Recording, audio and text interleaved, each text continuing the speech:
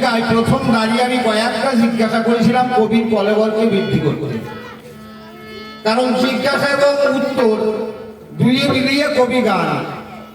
কবিকে বাড়াইতে গেলে পরে কিছু জিজ্ঞাসা আমাকে বিপক্ষ করবে, বিপক্ষকে আমি করবো। তাহলে আমার প্রথম নম্বর জিজ্ঞাসা ছিল যে প্রকৃতি তুমি এই বিশ্ব ব্রহ্মাণ্ডে দুর্গা নামে প্রচার, তাহলে তোমাকে তোমার পুজো করতে হাজার হাজার লাখ লক্ষ লক্ষ টাকা কিন্তু খরচা হয়।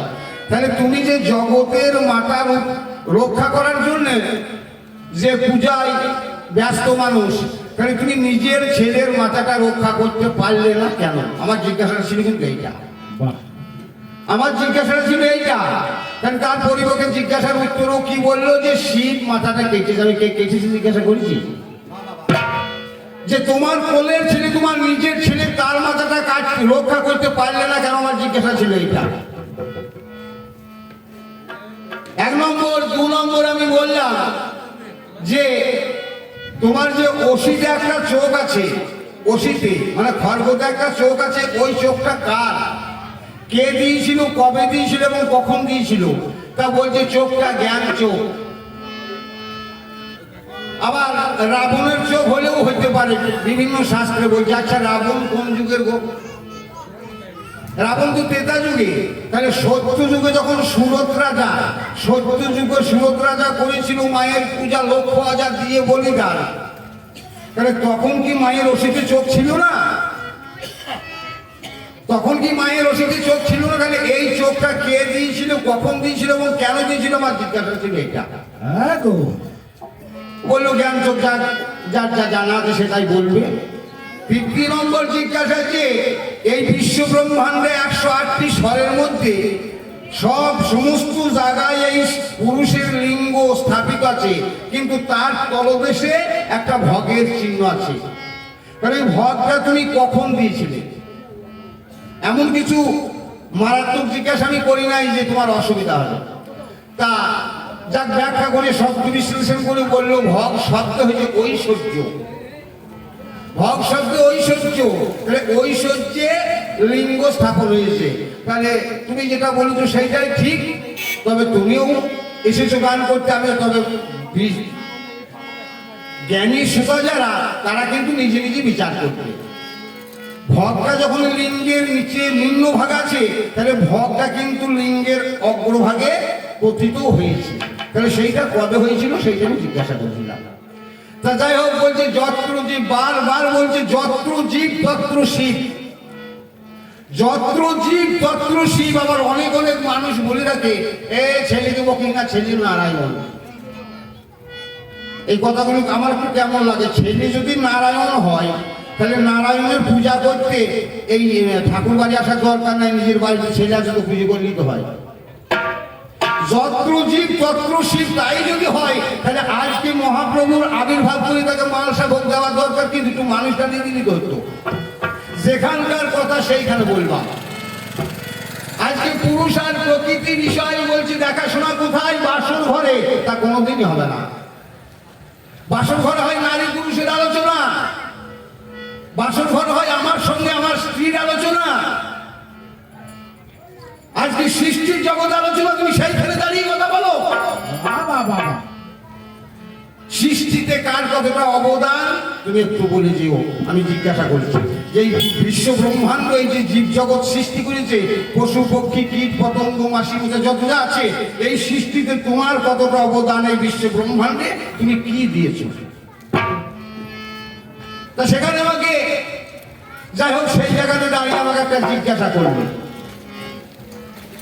আসলে সংসার সুখের হয় রমণীর গুণে। সংসারে যদি সুখ হয় একমাত্র রমণী যদি ভালো হয় তবেই তার সংসারে সুখ, তাছাড়া সুখ হবে না। প্রতিজার অতিদিন অন্নহীন মান্যহীন ছিন্ন ভিন্ন পরনে জীর্ণ ধুতি, দুঃখের শেষ হন ব্যক্তি, সেই তার স্ত্রীর যদি হয় প্রতিভক্তি, তাকেই বলা হয় প্রতিপদা শক্তি। আর স্বামী যার সদরালা, বাড়িতে মহল্লা, শালার গায়ে শালু শালা থাকে, আল্লাহর হয়ে অতিশয় দৈবে প্রতি ভক্তি হয়, সেই নারীকে সতী বলিলে পড়ে, বাজারের বেশ্যা কেন সতী না হয়? তারাও তো উপপতির চরণ সেবা করে। বাবা বাবা বাবা, একটা হার এক ভরি দিয়ে 1,87,000 টাকা খরচ, এক ভরি হার কিনে নিয়ে যদি বউকে দেওয়া হয় তো সে তো শীতের দিনেও বাতাস করবে। কিন্তু গানটা তো সেই জায়গায় না, গানটা পুরুষ বনাম প্রকৃতি। পুরুষ বলতে একজন, সে হলো পরম পুরুষ শ্রী গোবিন্দ স্বয়ং ভগবান। আর প্রকৃতি বলতে 5 জন। আমি কিন্তু এই 5 জনের কাছ থেকে কোথাও যাই নাই। দুর্গা, রাধা, লক্ষ্মী, সরস্বতী আর সাবিত্রী। আমি বলেছিলাম যে রাধা রানীকে মা বলে না। পুরুষের অভিশাপে রাধা রানীকে যতদিন চন্দ্র সূর্য থাকবে ততদিন মা বলবে না। কি বললাম আজকে কোন জায়গায় গানটা দেখেছিলাম? তুমি এসে বাসর ঘরে আলোচনা করছো। রাধা রানীর বাসর ঘর হয় নাই। স্বয়ং নারায়ণ যখন সৃষ্টি করে মহামায়াকে, আদি শক্তি মহামায়াকে, সে বাসর ঘর তৈরি করে নাই। আজকে সৃষ্টির জগতে সত্য ত্রেতা দাপর বলি যতবার সেই পরম পুরুষ আবির্ভাব হয়েছে, সকল সময় পুরুষের রূপ ধরে, কোনোদিন নারী রূপ ধরে আবির্ভাব হয় নাই। যার জন্য আমি বলেছিলাম যে হে দুর্গা, হে কালী, হে রাধা এবং হে পার্বতী, তুমি বলো তোমার ছেলের মাথাটা উড়ে গেল কেন? বলতে বলতে একবারে ভাবের বলতে উস্কে দিয়ে চলে গেল। আজকে তুমি নারী দ্বারা ভিক্ষা করো কেন? ভিক্ষা করেছিল আমার জন্য এই বিশ্বকে যে পুরুষ, এই বিশ্বকে যে পুরুষ শব্দে পূরণ করা। পুরুষ শব্দে যে এই বিশ্বকে যে পূরণ করতে পারে সেই হচ্ছে পুরুষ। এই বিশ্ব ব্রহ্মাণ্ডকে যে পূরণ করেছে। আমি প্রথমত গুরুকে স্মরণ করে আসিয়াছিলাম কবির আসরে, তারপরে গিয়েছি সেরে দেবদেবীর বন্দনা, যথাশক্তি ভক্তি ভরে 10 চরণে প্রণাম করে দাঁড়ায় গিয়েছি কবি গানের বিষয় সূচনা। পূর্ব পর্যায় নিয়ম আছে, মহাজনে লিখে গেছে, তাই আমি 10-এর কাছে করবো আলাপন। যদি হয় আমার বলার দোষ, তাতে যেন কেউ করবেন না রোষ। এই দাসের প্রতি হয়ে সন্তোষ তাহা বলিব, তাই করিবেন শোভন। এই 10-এর মূল বজাই করা হয়তো হবে না আমার দ্বারা, আমার তেমন শক্তি নাই। বলতে জানি না, ব্যক্তিগত ভয়ে খাচ্ছি প্রথমত 10 চরণ অবিরত, আবার আমি সর্বপ্রণতি জানাই। ভাবুক হলে ভাবে মেশে মহতের আশ্রয়ে বসে যশ তার পরিপূর্ণ স্থানে, দিনে দিনে সুখ্যাতি বেড়ে যায়, দিবারাতি নিয়তি পাঠায় সুপথ মনে। আর যে ভাববে না ভাবে না মেশে, বাবাকে ডাকে বলে দিছে মানি ব্যাগ তামাকের খিসে, সমান করতে যাই চলে আপন মতো বলে, এমন ভাবে কথা বলে দেখলে মিশেল হলে আসলে না বলে, যেমন বাবলা গাছের ফাটা বাগলে বুদ্ধিপত্র হয় না। যে জন গুরু ধরে করেছে শিক্ষে আই মতো করতে দেখে, সে কোনোদিনই আজে বাজে কথা কয় না। তাই বলি বিপক্ষ আমার কথাই করে লক্ষ্য, প্রত্যক্ষ প্রমাণ দিয়ে যাবে।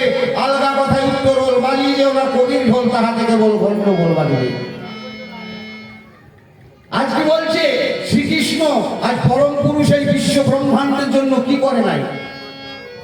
স্বয়ং শ্রীকৃষ্ণ সে একদিন বৃন্দাবনে নন্দ ঘোষের কাছে বলছে, নন্দ ঘোষ বাবা তুমি আমাকে কাজ দাও।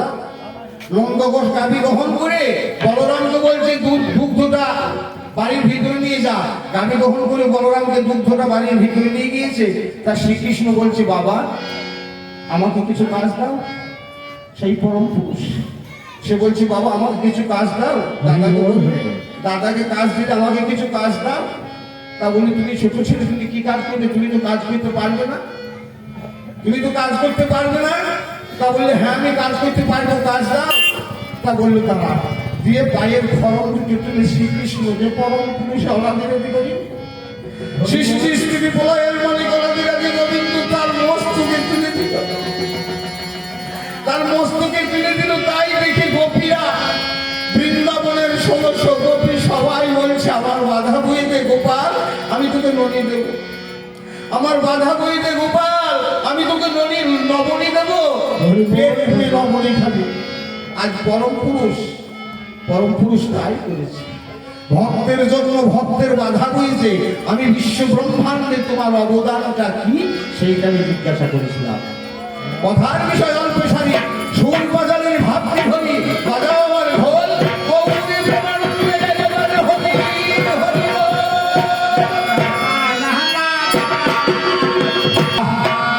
ভারী সুন্দর প্রকৃতির বক্তব্য। ভারী সুন্দর প্রকৃতির ভাষা, ভারী সুন্দর প্রকৃতির আলোচনা। ওরে কানা, ওরে কানা, না না না রে না রে না না, কানা না না না রে না না না। আচ্ছা বেশ ভালো। ওরে প্রকৃতি আমার এই ঝরা পাতারে গাছে গাছে,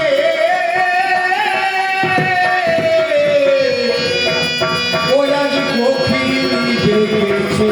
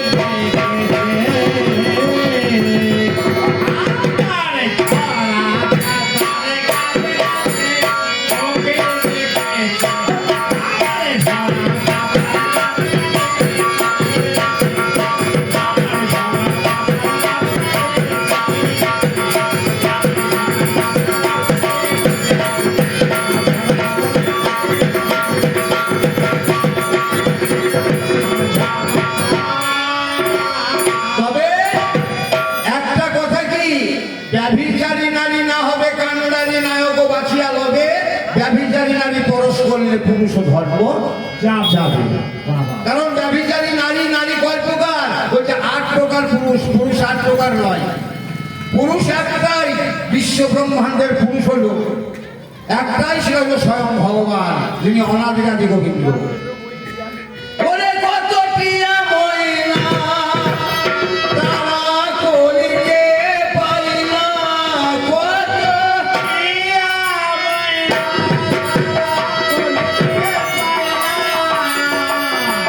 টিয়া ময়না তারা কলিকে পারি না, ওরে মজা পেলো কেটে।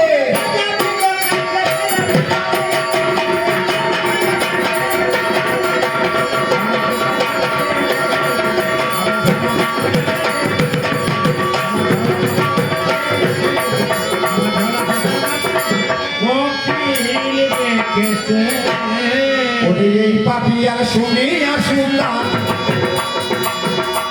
ওরে এই পাপিয়ার শুনিয়া শুনলাম, তার পিছায় গাইতে এলো গান।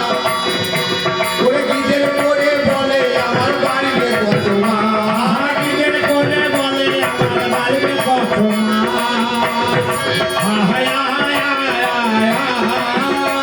ওরে এই পাপিয়ার শুনিয়া শুনলাম, তার পিছায় গাইতে এলো গান। গীতের করে বলে আমার বাড়িতে কত মা, গীতের করে বলে আমার বাড়িতে কত মা। ওদের কাক দেখিলে সুফাই পরাণ, ওদের কাক দেখিলে, ওদের কাক দেখিলে সুফাই পরাণ, সেই দশায় হলে রে।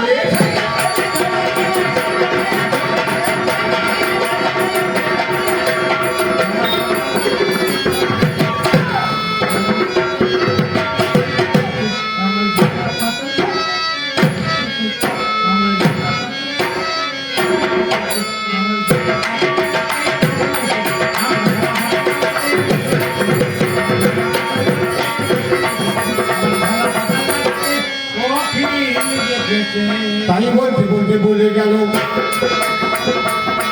আরে বলতে বলতে বলে গেল, প্রকৃতি আমার কাছে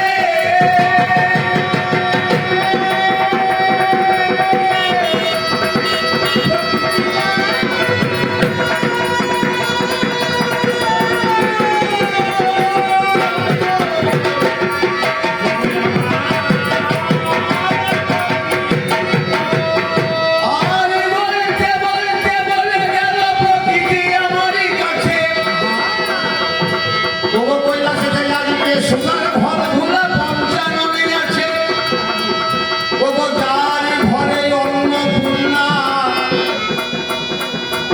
কেন ভিক্ষা করতে হয়? একটু বলো বলো পুরুষ, তুমি বলো তো আমায়। সত্য বটে, ঠিক বলেছ।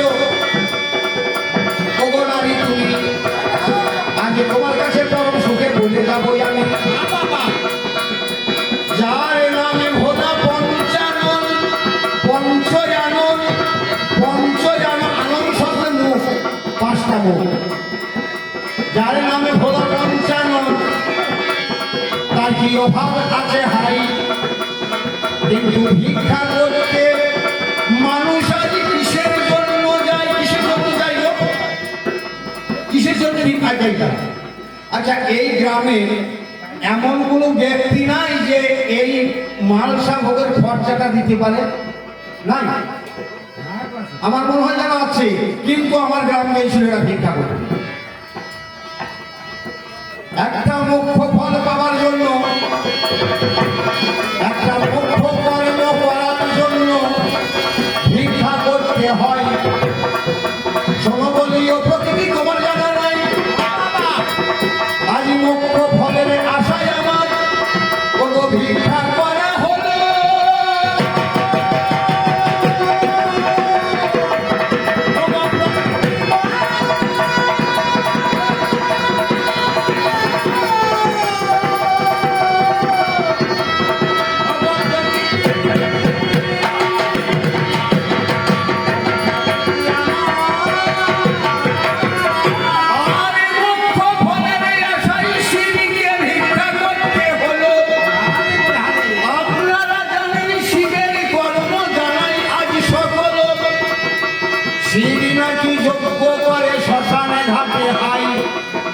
সেটাও তো যোগ্য বটে, মিথ্যা কথা নয়। এটাও তো যোগ্য বটে, নাম যোগ্য হয়। অশ্বমেধ যোগ্য, নরমেধ যোগ্য, কত যোগ্য রয়। তাই যোগ্য করে যদি মুখ্য ফল কেউ সাধন করতে পারে, অর্জন করতে পারে, সেজনকে ভিক্ষা করতে হয় জীবের দ্বারে দ্বারে। ওই ভিক্ষা ছাড়া যোগ্য পূর্ণ হয় না।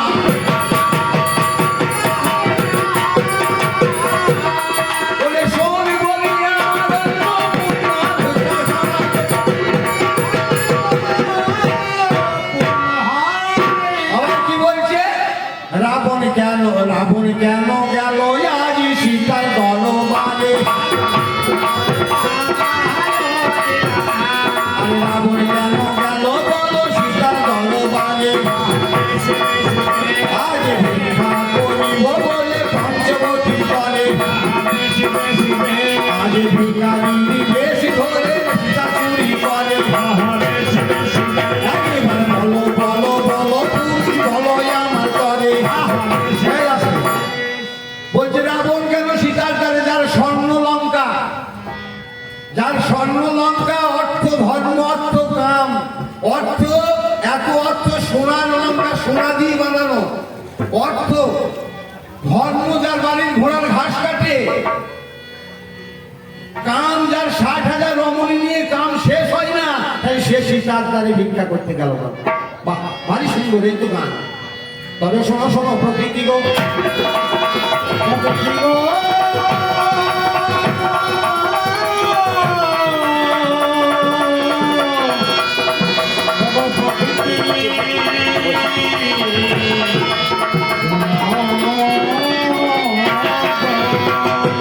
আর শোনো শোনো প্রকৃতি গো, আমি তোমার কাছে যাই।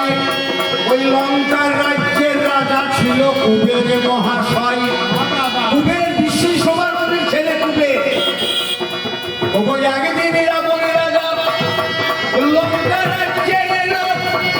প্রধানের কাছে ডেকে ডেকে বলিতে লাগিল, বলে তোরা তোদেরকে খাবার দেয়, অন্ন দেয়, বস্ত্র দেয়, তাছাড়া কিছু দেয় না জানি।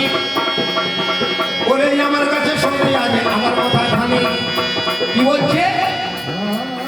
বলছে তোদেরকে আমি অন্ন বস্ত্র দেবো, স্বয়ং ভগবানকে লঙ্কা রাজ্যে এসে লঙ্কা রাজ্য লঙ্কা ধামে পরিণত করব। আমরা আমাকে যদি রাজা করিস হাই, সাগরে সেতু বানিয়ে দেব, মিথ্যা কথা নয়। তো সেই দিনই প্রজার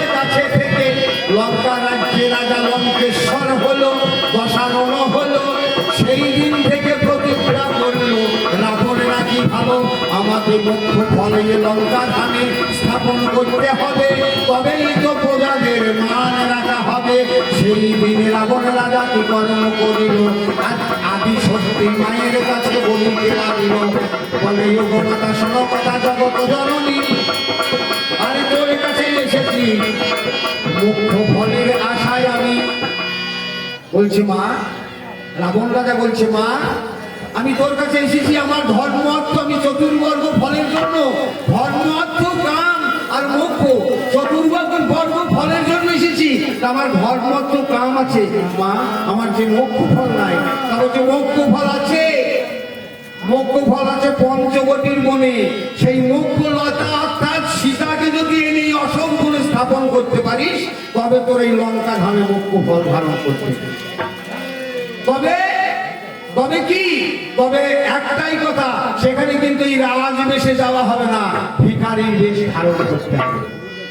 ওগো সেই দিনই রাবণ রাজা, ওগো সেই দিনই রাবণ রাজা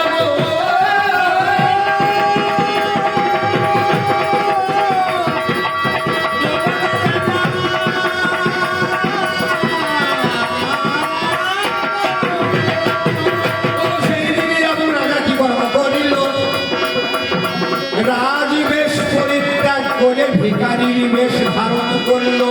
ভিখারির বেশ ধারণ করে, ওগো ভিখারির বেশ ধারণ করে পঞ্চবটির বনে উপনীত হলো গিয়ে রাবণ রাজা রথখানি লইয়ে, অদূরেতে রথখানি নামিয়ে দিয়ে ভিখারির বেশ ধরে, ভিক্ষক দেহি মাতা বলে দাঁড়াইল সীতার দুয়ারে।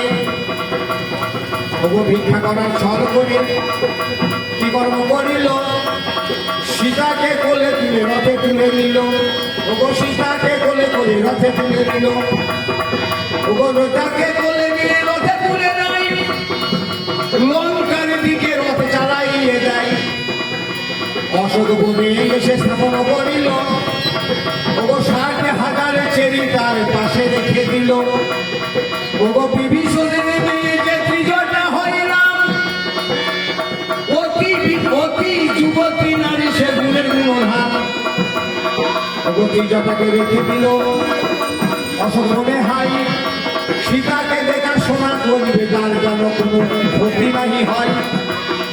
ওগো সেই জন্য সীতাকে চুরি করে আনলো, ওগো সীতাকে আনার পরে রাম আপনার আপনি,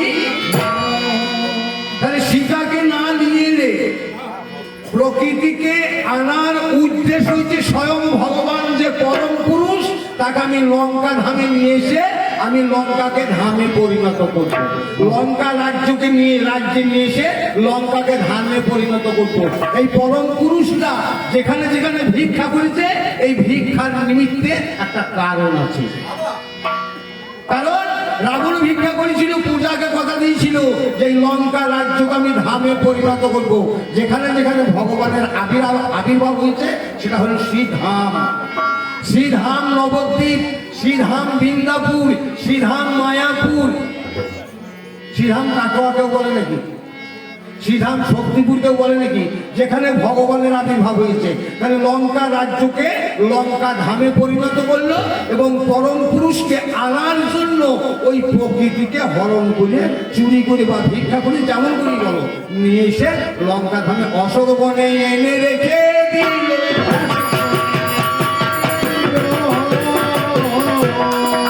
তোমার কাছে বলাই ভালো অশোক বনে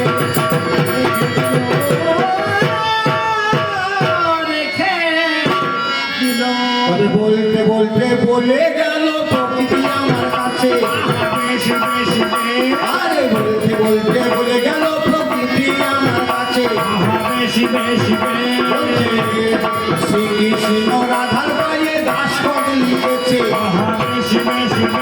আজ শোনো বলিও প্রকৃতি বলি তোমার কাছে, আরে কেন এবার রাধার পায়ে দাসপদ লিখেছে,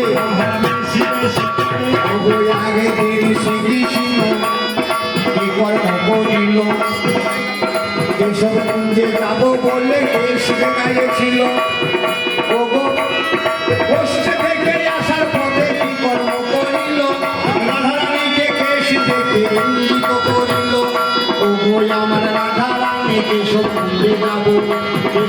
বলে তোমার সঙ্গে মিলন করিব অষ্ট সখী নিয়ে আমার দিনের জন্য মনে কেশব কুঞ্জ সাজাইয়েছে মতি যতনে মানে যতন করে সাজাইয়েছে রাধারানী হাই সারা নিশি কেটে গেল মধুর দেখা নাই ও সারা নিশি কেটে গেল মধুর দেখা নাই এইবারে প্রভাত কালে কি কর্ম হইল স্বয়ং পূর্ণ ব্রহ্মই আমার দর্শন। তাহলে কেশব কুঞ্জে রাধারানীকে বললো তুমি কুঞ্জ সাজিও আমি কেশব কুঞ্জে তোমার সঙ্গে মিলন করবো। তাহলে কেশব কুঞ্জে সারা নিশি চলে গেল, এলো না। কেন এলো না? পথের মধ্যে আর একজন ছিল, কে? যার নাম হচ্ছে চন্দ্রাবলী। চন্দ্রাবলী শ্রীকৃষ্ণ চলে আসছে এমন সময় নপুরের ধ্বনি শুনছে চন্দ্রাবলী। চন্দ্রাবলীর সখী পদ্মাকে বলছে, পদ্মা দেখ তো কে দিচ্ছে, রাস্তায় কে চলেছে দেখ তো নপুরের ধ্বনি। তখন পদ্মা দেখি বলছে যে সখী ওই দেখ সেই গোবিন্দ, শ্রী গোবিন্দ স্বয়ং শ্রীকৃষ্ণ সেই কালো সোনা চললো। তা সেই সময়ে চন্দ্রাবলী ছুটতে ছুটতে এসে বলছে, ও হে এই পথে নীতি করো গতাগতি, এই পথে নীতি করো গতাগতি, নপুরের ধ্বনি শুনি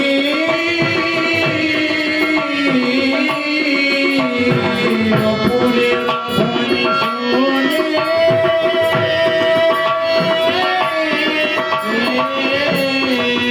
ওহে রাধার সঙ্গে বাস আমার নৈরাশি আমি বলছি একাকি গো, আমি বলছি একাকি। ওহে রাজিকে তোমায় ছেড়ে দেব না, ওহে রাজিকে তোমায় ছেড়ে দেব না, ওহে শোনো শোনো শান্তে শোনা।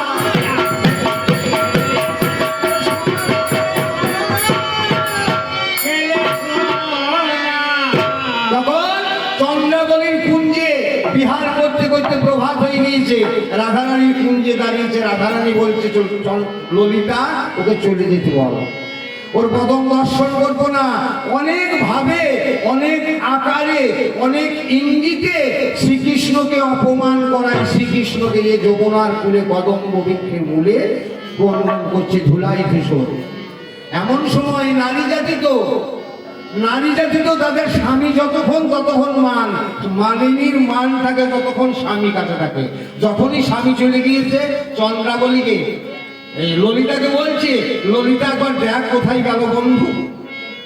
ললিতা ছুটতে ছুটতে গিয়ে শ্রীকৃষ্ণকে নিয়ে এসে রাধারানীর সম্মুখে দাঁড়িয়ে বলছে, চন্দ্রাবলী ললিতা গিয়ে বলছে, বন্ধু তুমি কি করছো? তা বলছে জি তুমি আমাকে নিতে এসেছো। তা বলছে না, তোমাকে নিতে আসি নাই। কি করতে এসেছো? তা বলছে আমি কৃষ্ণচূড়া ফুল নিতে এসেছি, আজ রাধারানীর মান পুজো করবো। তাও যেহেতু আমি তো কৃষ্ণ, আমার মাথায় চূড়া আছে, আমার দ্বারাই কি পূজার অর্ঘ হবে না? তা বলছে না। তা বলছে তুমি কি মিলিয়ে দিতে পারবে না ললিতা? তা বলছে হ্যাঁ পারবো, তবে তোমাকে একটা কাজ করতে হবে। কি? তা বলছে তোমাকে নাপতানির বেশ, নাপিতের বেশ ধরতে হবে, মানে নাপতানি নাপিতের স্ত্রী। তা বলছে আমি তাই করবো। যোগমায়াকে স্মরণ করে পরম পুরুষ একটা আলতার বাটি ফুল আর একটা শাড়ি পরে নাপিতের বেশ ধরে স্বয়ং রাধারানীর দুয়ারে দাঁড়াইল। কি বলছে? আমার যে আলতা পরিবে ঘুরে আসিবে, আলতা পরিবে আলতা পরিবে তার ভালোবাসা ঘুরে আসিবে। রাধারানী থেকে বলছে এই নাপতানি এসে আমার কাছে এসো, আমি আলতা পরবো। তা রাধারানী দ্বারে গিয়ে শ্রীকৃষ্ণ যে পরম পুরুষ সে নারীর দ্বারে গিয়ে বলছে তুমি আলতা পরবে? তা বলছে হ্যাঁ। আলতা পরাইতে গিয়ে রাধারানীর চরণ দুটো বক্ষে ধারণ করে আলতা পরাইছে, আর আলতার ধারে ধারে লিখে দিচ্ছে হরে কৃষ্ণ কৃষ্ণ কৃষ্ণ হরে রাম রাম রাম হরে হরে।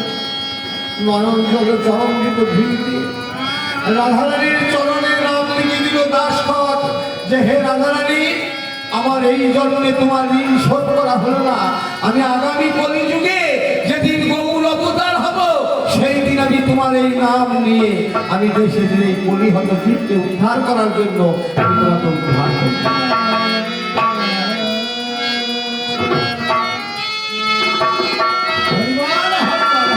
হরি বল হরি বল হরি বল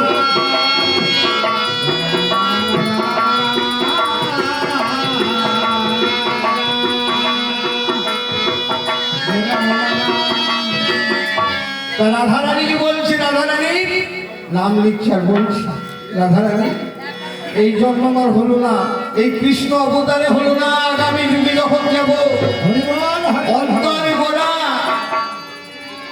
সেই দিন তোমার ভাব নিয়ে রাধা ভাবে বিভোর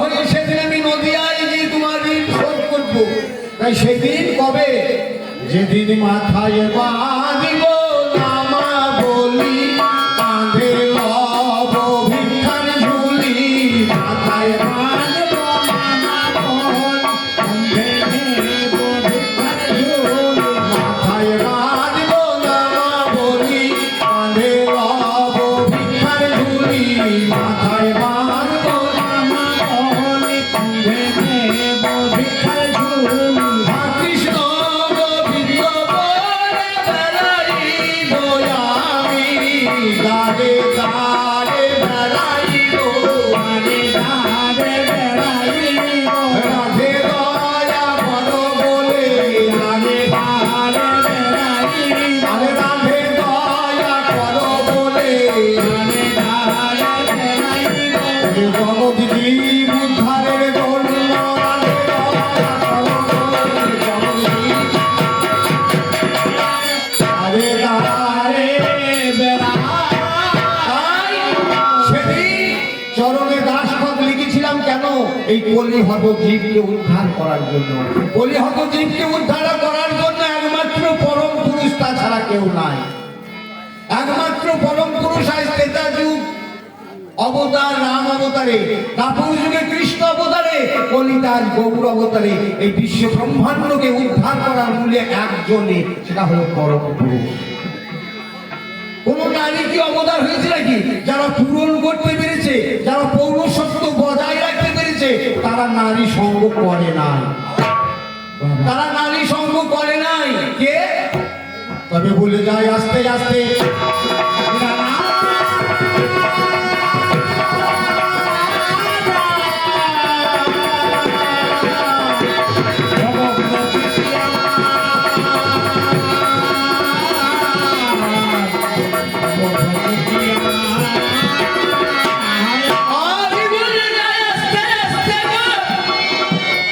প্রকৃতি তোমার কাছে ওগো নারী ছাড়া ঈশ্বরের সাধনাকে এইবারে করেছে একজন ছিল হরিদাস এই কলিযুগে হাই হবি মোল্লার ছেলে সেজন সকলের জানা নাই ওগো ছোট্টবেলায় মাতা পিতা মারা গেল জানি হরিদাস হলো আজকে চরমে দুঃখিনী ওই একদিনে হরিদাস কি কর্ম করিল সীতার সামনে গিয়ে কাঁদিতে লাগিল ওগো সীতার সামনেতে গিয়ে কাঁদিতে লাগিল ওগো হবিবুল্লাহ নামে আগে মুসলিম নাকি রয় কোলে কোলে হরিদাসকে বাড়ি নিয়ে যাই আরে বাড়ি নিয়ে গিয়ে তখন বড় করে দিল আস্তে আস্তে হরিদাস বড় হয়ে গেল হরিদাস হরিনাম করে ওগো হরিদাস হরিনাম করে জানে আপনারা ওগো একদিন কাজী সাহেব খবর পেল দিয়ে যাই সারা কাজী সাহেব চলো হবিবুল্লাহর ঘরে একটা ছেলে আছে সে শুধু হরিনাম করে মুসলিম করে এইটা কি ঠিক তাকে দেখে নিয়ে এসো ওগো কাজী সাহেবের কাছে হরিদাসী এলো আরে কাজী সাহেব হরিদাসকে বলিতে লাগিল বলে ওরে আমার হরিদাস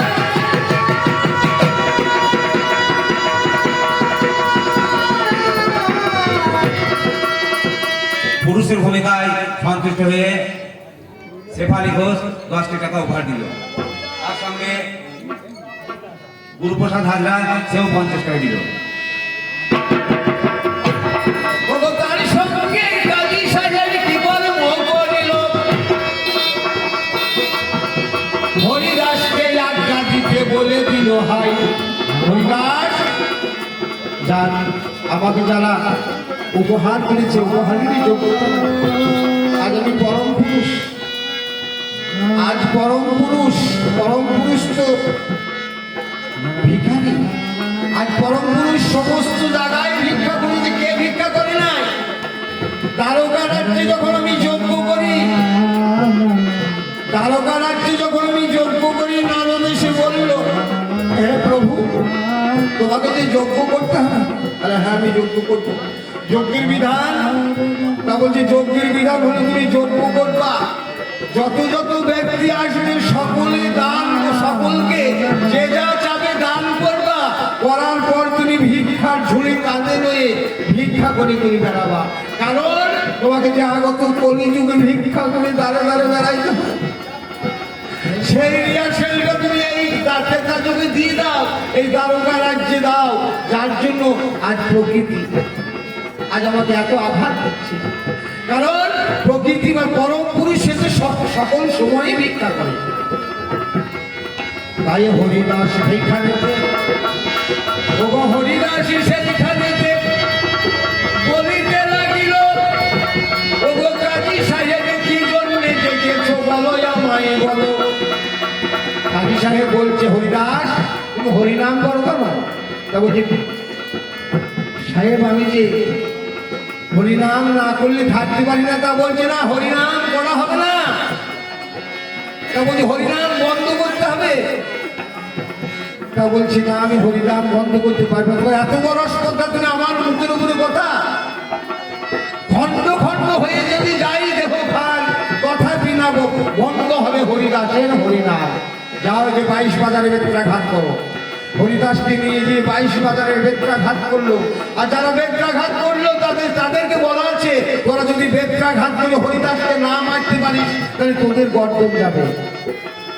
3-4 বাজারের বেত্রাঘাত করলে পরেই মারা যায় মানুষ। 22টা বাজারে বেত্রাঘাত করেছে, করার পরেও হরিদাসের মরণ নাই। হরিদাসকে তারা বলছে, তাহলে তুই কি মরবি না? হরিদাস তুই কি মরবি না? তুই যদি না মরিস আমাদের সংসার ভেসে যাবে। হরিদাস বলছে, কি বলছো? আমি না মরি তোমাদের সংসার ভেসে যাবে? তা বেশ, আমি মরতে পারি, আমি মরতে পারি। যদি আমি যা বলবো তাই যদি করো তাহলে আমি মরতে পারবো। কি করতে হবে বলো? তা বলছি, তোমরা আমার সাথে একটু হরিনাম করো, আমার সাথে একটু হরিনাম করো। আমি আমি জীবনে কোনোদিনই নারী সঙ্গ করি না। আমি সারা জীবন যদি করতে পারি, তোমরা একটিবার কেন পারবে না? হরিদাস কেন পারবে না? এই হরিদাসের কথায় একবার একটু নাম করো। তা প্রহরীরা বলছে, তা বেশ, তুমি আগে আগে ধরো হরিদাস, তুমি আগে আগে করো হরিদাস, তোমার পাশে পাশাতে হরিনাম করতো। হরিনাম করছে, হরে কৃষ্ণ হরে কৃষ্ণ কৃষ্ণ কৃষ্ণ হরে হরে, হরে রাম হরে রাম রাম রাম হরে হরে।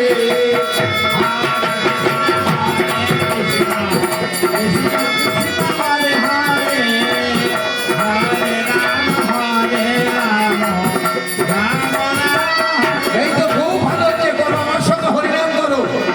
হরে কৃষ্ণ কৃষ্ণ কৃষ্ণ হরে হরে, হরে রাম রাম রাম হরে হরে। হরে কৃষ্ণ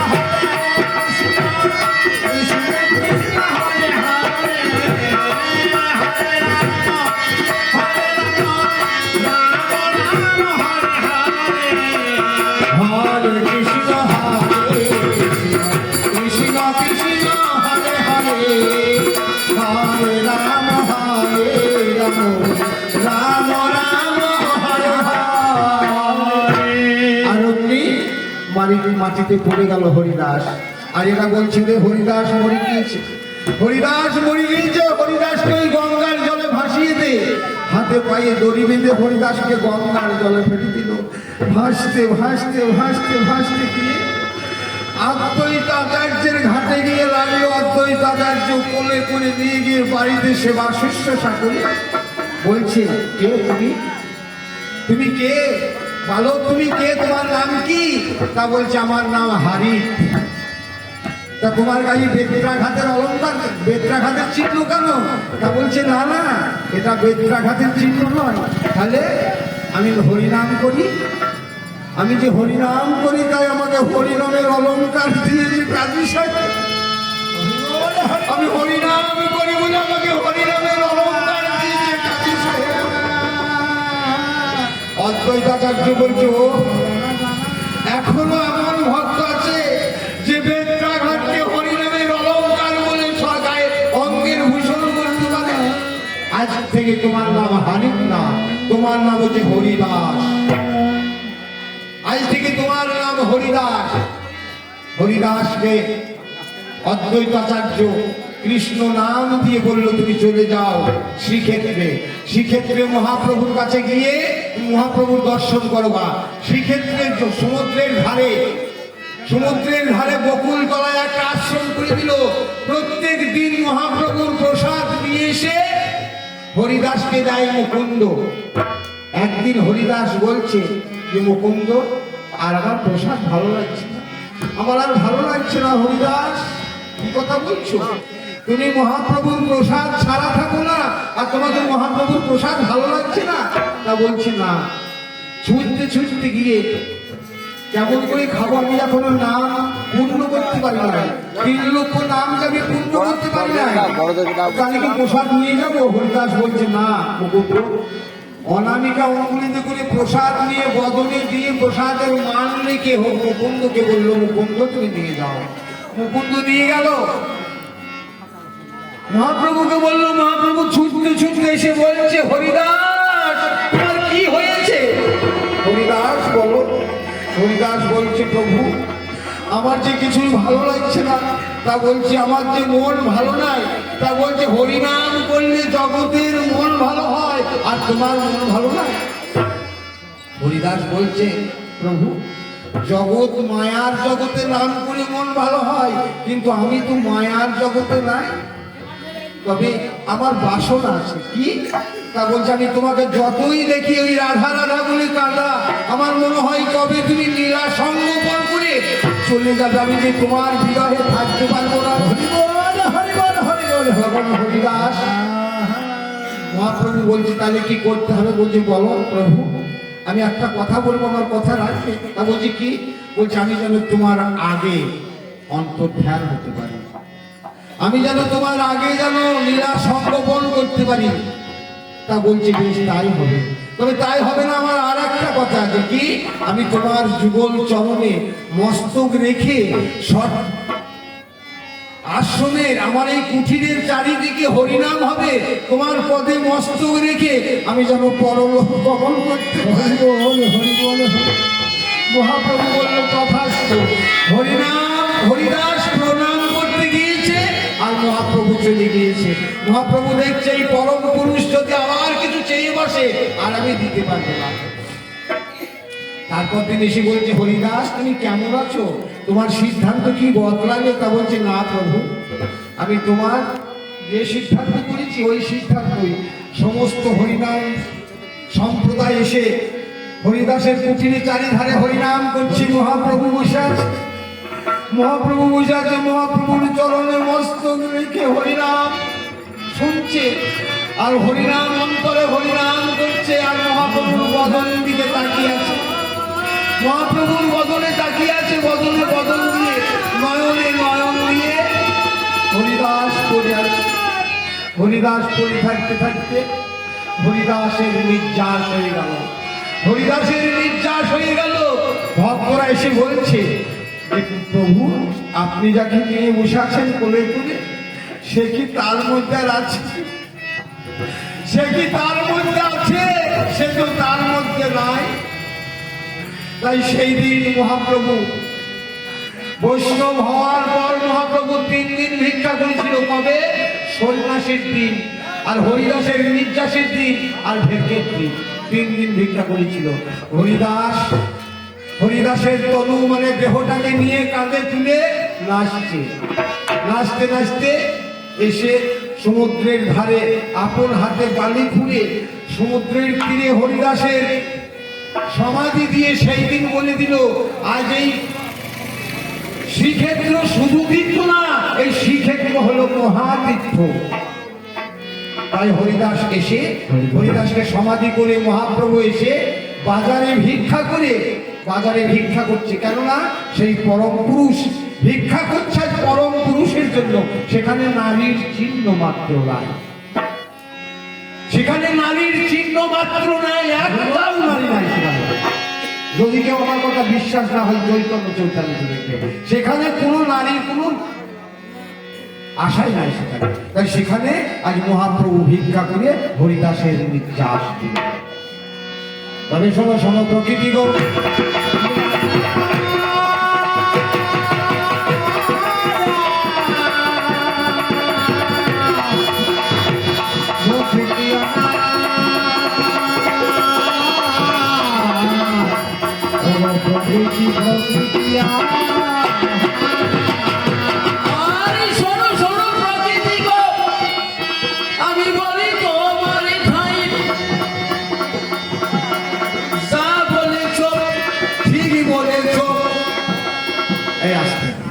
ব্যাপারটা কি জানেন? নারী জাতি, প্রকৃতি জাতিটা হচ্ছে মালগাড়ি।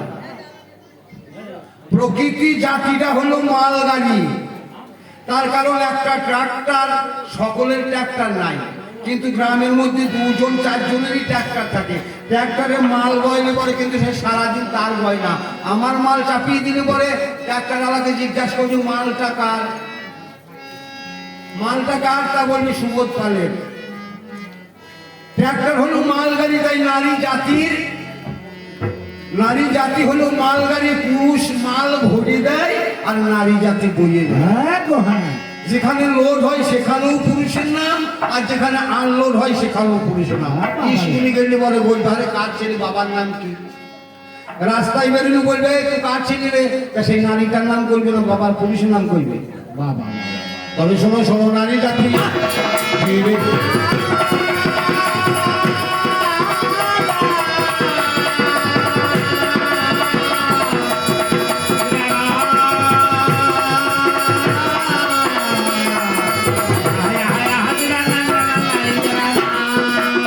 একটা কথা কি, বীজের মধ্যে বৃক্ষ আছে চোখে না যায় দেখা, আর নামের মধ্যে নামি আছে মধুর মূরতি আঁকা।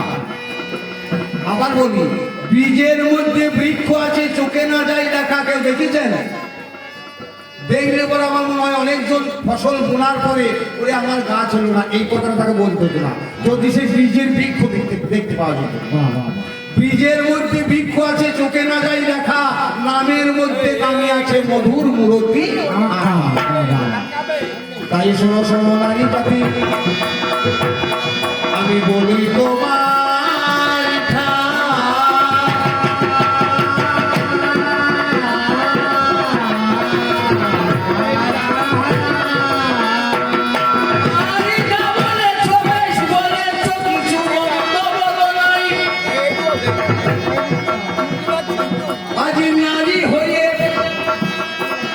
তোমাদের কৃতিত্ব আজ আমি একটু বলে যাই।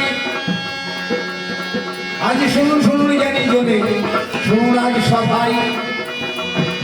ও সত্য যুগে হিরণ্যকশিপু নামে রাজা ছিল, তার স্ত্রী কয়া ঘোড়ায় জানাই কথা ভালো। তারই ছেলে প্রহ্লাদি গো,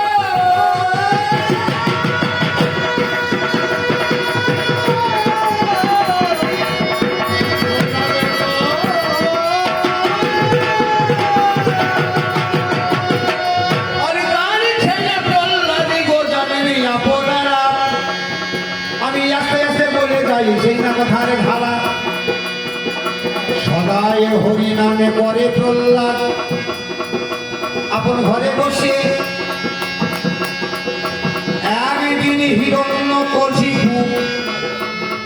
দেখলো নিজের নয়নে এসে, ওগো ক্রুদ্ধ হয়ে হিরণ্যকশিপু কয়া ঢুকে বলে, বললেন আমারই কুলের আমি অযোগ্য ছেলে, কেন হই না আমি করিলে আজ বলো তুমি আমার কাছে, তুমি তো হই প্রহ্লাদের মাতা, বলি যে তোমাকে। প্রহ্লাদের মা কয়া ঘুয়া হিরণ্যকশিপুকে বলে, কেমন করে জানি আমি সে তো তোমারও হয় ছেলে। সেইখানেতে হিরণ্যকশিপু কয়া ঢুকে বলে, শোনো শোনো কয়া ঘুয়া, জানাই কথার মূলে, সব ছেলেকে যদি ভাত চাই ভাত দিয়ে দেবে, প্রহ্লাদ ভাত চাইলে তার বদলে বিষ তুলে দেবে। কয়া মা জননী দরদিনী কি কর্ম করিল, ছেলের জন্য মা জননী বিষ দিতে গেল। এমন সময় প্রহ্লাদ বাড়ির মধ্যে যাই, মাকে ডেকে বলে আজ মৃদু ভাসে হাই, ওগো মাতা শোনো কথা জগৎ জননী, বড় পূজা পেয়েছে না বলি আজকে আমি। সেই কারণে মাকে বলিতে লাগিল, মা আমায় কিছু খেতে দাও, জানাই কথা ভালো, আমায় কিছু খেতে দাও। তা বলল, বাবা প্রহ্লাদ তোকে যে খেতে দেওয়ার আদেশ নাই রে, তোকে খেতে চাইলে তুই খেতে চাইলে তোর বদলে বিষ দেওয়ার আদেশ হয়েছে, এটা যে রাজ আদেশ। তা বলে ঠিক বলেছো মা, ঠিক বলেছো। যেমন রানী একটা মাতা, আমাদের 16টা মাতা আছে, আমাদের মা 16টা, গুরুপত্নী, রাজরানী, দেবপত্নী, মাতুলানী, মাসি, পিসি, শিষ্য, ভিত্তাদার, বধূপত্নী, মাতৃদার, শাশুড়ি, জননী আর গর্ভধাত্রী, ভগ্নী, সুতা আর অধিষ্ঠাত্রী দেবী যিনি, তাকেও মায়ের মধ্যে গণি। 16 মায়ের দিলাম পরিচয়, যে না জানে 16 তত্ত্ব, কামরসে হয় মত্ত, তার সঙ্গে হরি কথা নাই। তাহলে 16টা মা যদি থাকে, আমাদের 16টা বাবাও আছে। তাহলে যে রাজ্যের রাজা সেও একরকম পিতা আমাদের, যে রাজ্যের রানী সেও আমাদের মা। তার মা রাজ আদেশ, সে তোমার স্বামী, আর সতী নারী পতি সেবা করাই ধর্ম। পতি যদি আদেশ করে থাকে সে আদেশ তুমি পালন করো। মা আমি পূর্বপুরুষের মুখে শুনেছি, বিষ মানে গরল ভক্ষণ করলে দেহ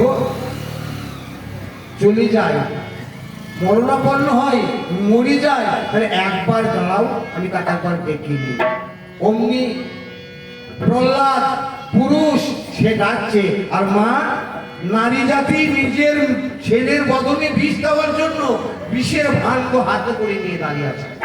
মা না রাক্ষসী, প্রকৃতি না রাক্ষসী, নিয়ে দাঁড়িয়ে আছে। অমনি ডাকতে ডাকতে পরম পুরুষ কি করলো, পরম পুরুষ আর থাকতে না পেরে ছুটতে ছুটতে এসে প্রহ্লাদের বদনটা সরিয়ে দিয়ে নিজের বদন পেয়ে দিল, নিজের বদন পেতে দিয়ে, আর কয়াধুকে বললো তুমি বিষ দাও। বিষ দেওয়ার পরে কয়াধু খেয়েই গেছে, প্রহ্লাদ খেয়েই গেছে। এমন সময় বিষের ভাণ্ড শেষ।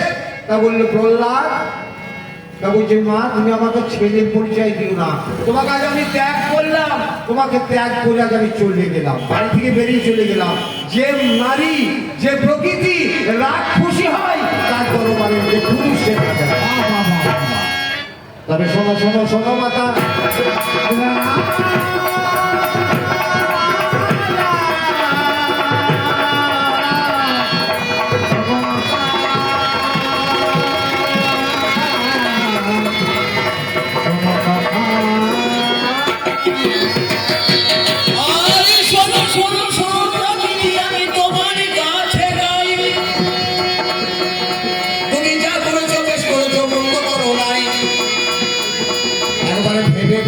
দেখো প্রকৃতি, এই বিশ্বের বাজারে কোন নারী ভগবানের পূজা করে নাই, জানাই পরস্পরে তার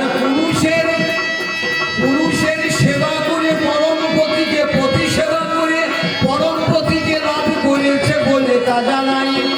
আস্তে আস্তে প্রমাণ শুনিলেন সবাই। গোবিন্দ গ্রামে ছিল জয়দেব কবি জানি, সেও তো পুরুষ ছিল, গানে গুণের ঘনমণি। তার স্ত্রী পদ্মাবতী পতি সেবা করে সে জগৎপতিকে লাভ করেছে। ভাইরে পতি সেবা করে তারা জগৎপতিকে পায়, তো কোনো প্রকৃতি ডাইরেক্ট সেই পরম পুরুষ পাই নাই যত যত নারী আছে, যত যত নারী আছে, সকলেই যারাই গোবিন্দ দর্শন পেয়েছে তারা নিজ নিজ ঘরে পুরুষ স্বামী সেবা করে তবে সে গোবিন্দ দর্শন পেয়েছে। বাহ। গোবিন্দ দর্শন পেয়েছে আজকে, গোবিন্দ দর্শন পেয়েছে আজকে মাঠে থেকে বাড়ি আসছে পুরুষ পুরুষ আমাদের গ্রামে মাঠে থেকে বাড়ি আসছে পুরুষ, তা জল খাবে ভাত খাবে, তো যা তুমি এতক্ষণ ছিলা মাঠে, তুমি জানো না ওই তো ভাত ঢাকায় আছে, ভাত খেতে নিয়ে খেয়েও আমাকে কোর গ্রামে অষ্টম প্রহরে হরিনামের নিমন্ত্রণ করেছে, ওখানে হরিনাম করছে কেন না হ্যাঁ বাবা রে বাবা রে। তুমি এত বেলা করে বাড়ি আসছো, এই তো তোদের ঘরে বউ।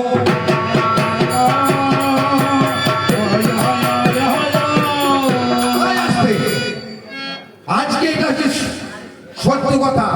আজকে এই আশ্রমে এই যোগ্য নাম যজ্ঞের মাঝখানে আমার স্ত্রী বা আপনাদের স্ত্রী এই গ্রামেরই যদি স্ত্রী কেউ যদি অশুদ্ধ হয়, অসুচি হয়, যে 4 দিন অসুচি হয়, সেই অসুচি যদি হয় তা সে এইখানে আসবে না, ভিতরে ঢুকবে না, ঢুকবে না। কিন্তু আজকে আমাদের কমিটিরা 3টি মেয়ে ছেলে দল করেছে, 3টি মেয়ে ছেলে দল করেছে, 4টি কীর্তনের দল করেছে। কীর্তনের মেয়েটা যদি অসুচি হয় সে আসবে না, জবাব দেবে না গো। তোরা নোংেরা, তোরা নোংেরা, তোরা নোংেরা, তোরা নোংরা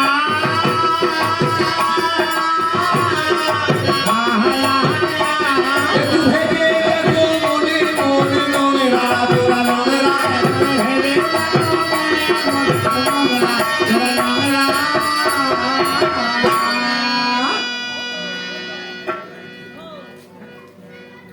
আপনাদের থেকে একটু সময় বিরতি নিলাম।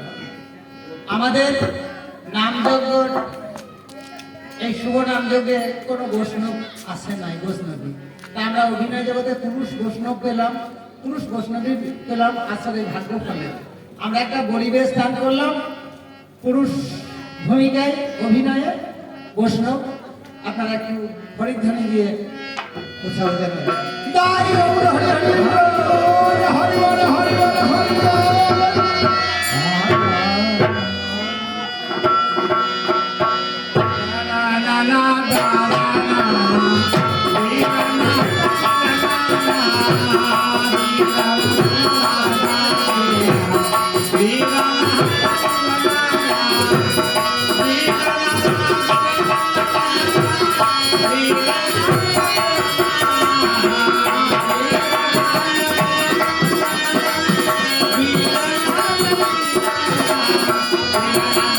যাই হোক, আজ এটা শুধু কোন গ্রামবাসী না, আমার কাকা বাবু, কাকা ঠাকুর, ইনি আমার কুলো পুরোহিত, ইনি আমার কুলো পুরোহিতের দান আমার মতো অযোগ্য ব্যক্তির গ্রহণ করা খুবই সমস্যা। তার সমাজে যখন দান করেছে পরম বৈষ্ণব হিসাবে গ্রহণ করতে হবে। আমি লুঙ্গি কোনোদিনই পরি নাই জীবনে, এইটাই পরি। তা আপনারা আশীর্বাদ করবেন আমি যেন এই দানের মধ্যে যেন কোনো রকম আমার অসুবিধা নাই বা ত্রুটি হয় না। ওনার দান আমি মস্তকে ধারণ করি। শ্রী গুরু প্রেমানন্দ হরি হরি বল।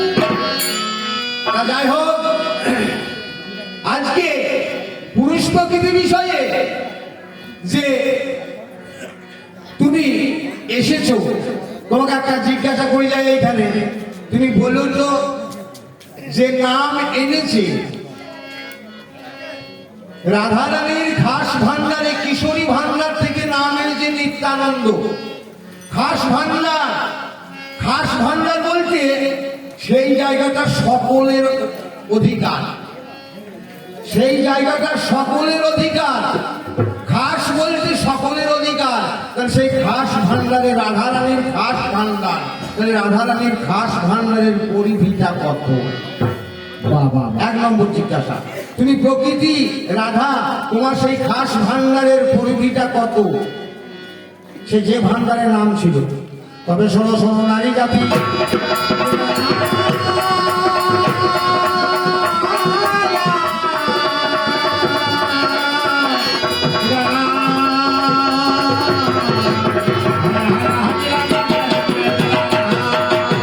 তবে শোনো শোনো নারী জাতি গো, আমি তোমার কাছে গাই, যত যত নারী পরম পুরুষের সন্ধান পেয়েছে এই পুরুষের দ্বারাই।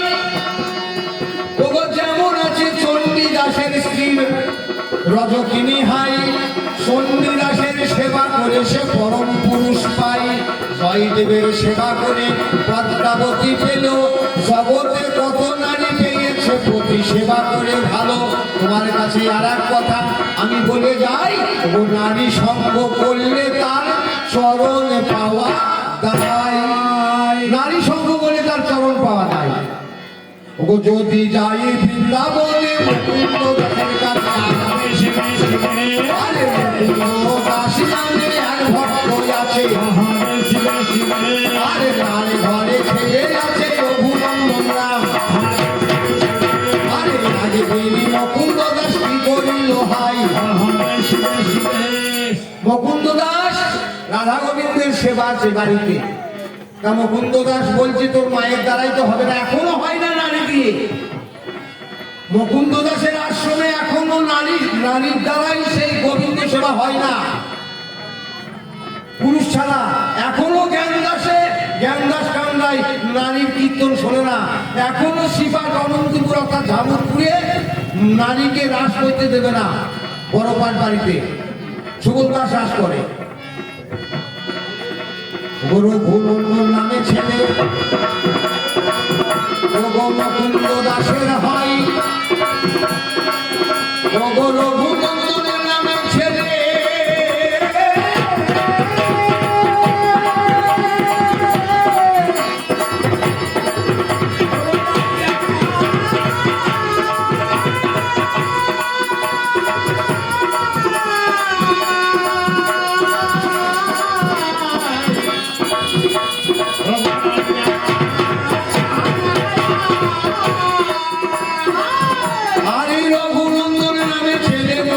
দাসের হয়, অতি দরিদ্র ব্রাহ্মণ বলে তা জানাই। ওই আগে দিনই মুকুন্দ দাস ছেলেকে ডেকে বলে, ওরে আমার রঘুনন্দন তুই আমার ছেলে, ওরে দূর দেশে ভিক্ষাই যাব, আমার আসতে দেরি হবে,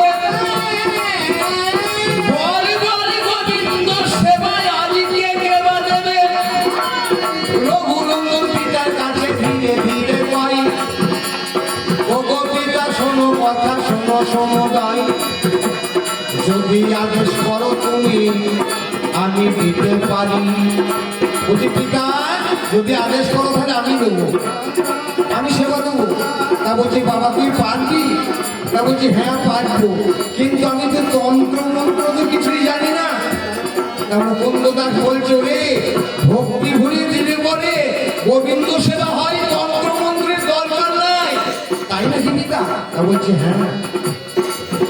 ও বলে এই কথা বলে আজকে মুকুন্দ দাস যিনি পরিবেশে ভিক্ষাই দিয়েছেন তিনি, আরে মায়ের কাছে রঘুনন্দন ধীরে ধীরে যাই, বলে ওগো মাতা শোনো কথা শোনো সমুদায়, আমি গোবিন্দের সেবা দেব আদেশ পেয়েছি, তাই আমি আনন্দেতে নাচিতে লেগেছি।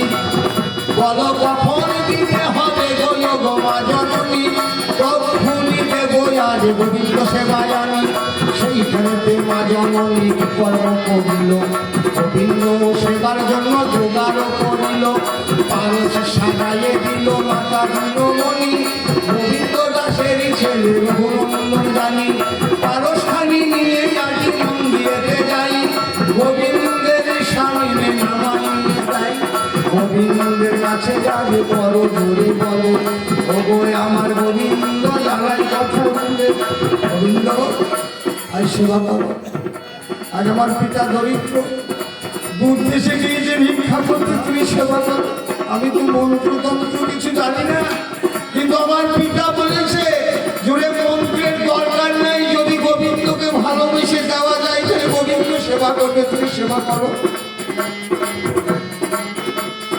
এইবারে রঘুরক্ষণ কি কর্ম করিল, গোবিন্দের সম্মুখে কাঁদিতে লাগিল। গোবিন্দ তুমি সেবা করো, হে গোবিন্দ তুমি সেবা করো। কাঁদতে কাঁদতে ছেলে মানুষ তো একটু ক্রোধ হয়েছে, বলছে ও আমি দরজাটা লাগাই নাই তাই তুমি সেবা করছো না, দরজাটা লাগিয়ে দিল। আর তবু তো করে না সেবা, তুমি ভালো করি। আর তবু তো করে না সেবা আমার গুণের গুণমণি। আর রঘুনন্দনী নহিবারি হচ্ছে সদাই সনের জ্ঞানী গুণী। আজ সেবা করো হে গোবিন্দ,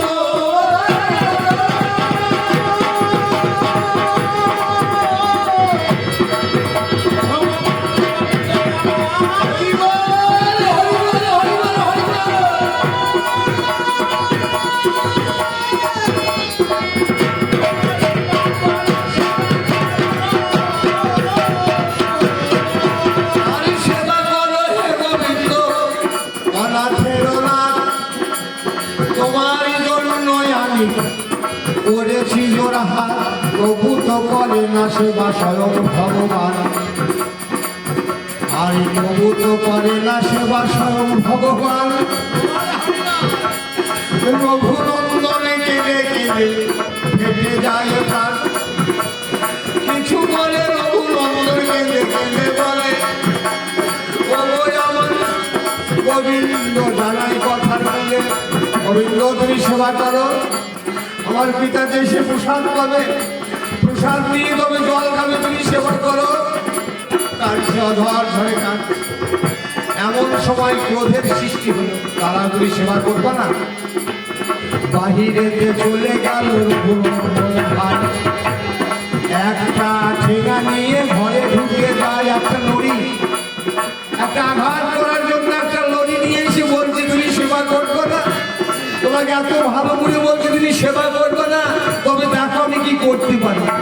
লড়িটা তুলেছে, লড়িটা তুলেছে আমার স্বয়ং গোবিন্দ প্রাণ বল্লভ জগৎ চিন্তামণি ভক্তাধীর গোবিন্দ।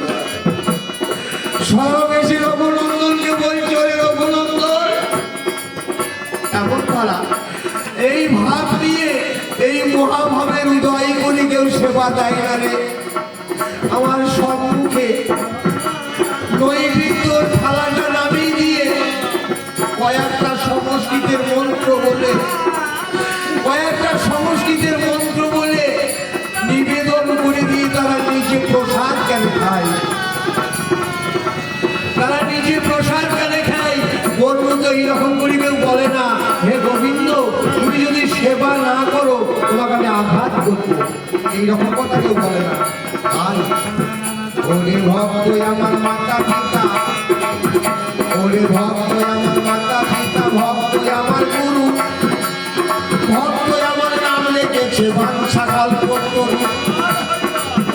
ওরে ভক্তে দিলে আমি খাই, নইলে বসে যাই জানো রে ভক্ত তুমি। বড় যতন করে সেবা দিচ্ছ তুমি আজকে জানি, সেইখানেতে ভগবান কি কর্ম করিল। রঘুনন্দনের কাছে বলিতে লাগিল ওরে ভক্ত রেখে ভগবানে কেমন সেবা করে, দুইজনাতে সেবা করবো আই করে যাই রে। সেইখানেতে গোবিন্দ কি কর্ম করিল, ভক্তের বদনে প্রসাদ তুলে দিল।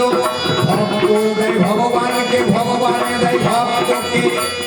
শোনেন জ্ঞানী জনে এইভাবে প্রসাদ আজ শেষ করিল হলে, শেষ করে দিল প্রসাদ মিথ্যা কথা নয়।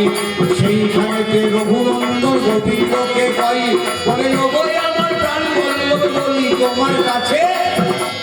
আমার পিতা যে প্রসাদ নেবে, প্রসাদ আর নাই, তাহলে পিতাকে আমি কি দেব? তুই বলবি ভগবান গোবিন্দ বলছে, হে প্রাণ বল্লভ বলছে, পিতাকে বলবি আজ গোবিন্দ সব সেবা করে নিয়েছে। রঘুনন্দনকে বলছে মুকুন্দ দাস বাড়ি এসে বলছে রঘুনন্দন প্রসাদ দাও। তা বলছি বাবা প্রসাদ তো নাই। তা বলছি কি হলো প্রসাদ? তা বলছি প্রসাদ আজ ভগবান রাধা মাধবাই সব সেবা করেছে তাই তোর তাই হয়। তা বলছে হ্যাঁ সেবা করেছি যে। রঘুনন্দন চিন্তা করছে এই ছেলে তো আমাকে কোনোদিন মিথ্যা কথা বলে না, তবে আমি আর একদিন পরীক্ষা করবো, আর একদিন ঠিক ওই রকম করি। গোবিন্দ সেবা দিতে গিয়েছে, গোবিন্দকে স্তুতি করে সেবা দিচ্ছে, দুইজনকে সেবা দিচ্ছে গবাক্ষের দান মানে কপাটের ভাগ দিয়ে। দেখতে দেখতে রঘুনন্দন দেখছে, রঘুনন্দন দিচ্ছে গোবিন্দের বদলে, গোবিন্দ দিচ্ছে রঘুনন্দনের বদলে। এমন সময় মুকুন্দ দাস খুলে দিয়েছে ঘরটা, খুলে দিয়ে দুইজনের হাত থেকে ধরে খুব হরি বল হরি বল হরি বল। খুব কাঁদছে, বলছে হে গোবিন্দ, হে গোবিন্দ কি এমন অপরাধ আমি করেছি? সারা জীবন তোমার নাম করিলাম, তুমি আমাকে একদিনও দেখা দিলে না। কেন কেন গোবিন্দ বলো, কেন কি অপরাধ আমি করেছি? রাত্রের বেলায় স্বপ্ন হলো যে মায়া মুক্ত জীবের নাই কৃষ্ণ স্মৃতি জ্ঞান, যাহা হইতে ভগবান হন অন্তর্ধান। মায়াতীত জীবের নাই কৃষ্ণ স্মৃতি জ্ঞান, যাহা হইতে ভগবান হন অন্তর্ধান। আজকে প্রকৃতি দিয়ে সংসার করলে প্রকৃতির জ্বালায় স্বয়ং ভগবানকে পাওয়া, প্রকৃতির দ্বারাই ভগবানকে পাওয়া যায়, আবার প্রকৃতির দ্বারাই ভগবান বর্জন হয়। যার জন্য আমি বলেছিলাম তোমাকে প্রথম পালায় যে প্রকৃতি তুমি বলো যে বিশ্ব ব্রহ্মাণ্ডে তোমার অবদান কি, এই জিজ্ঞাসাটা আবার থাকলো। প্রকৃতিকে সঙ্গ করে কোন পুরুষ ভগবান লাভ করেছে সেই কথাটা বললে বলেই প্রকৃতির অবদানটা বেড়ে যায়। তবে শোনো শোনো পুরুষরা প্রকৃতি তো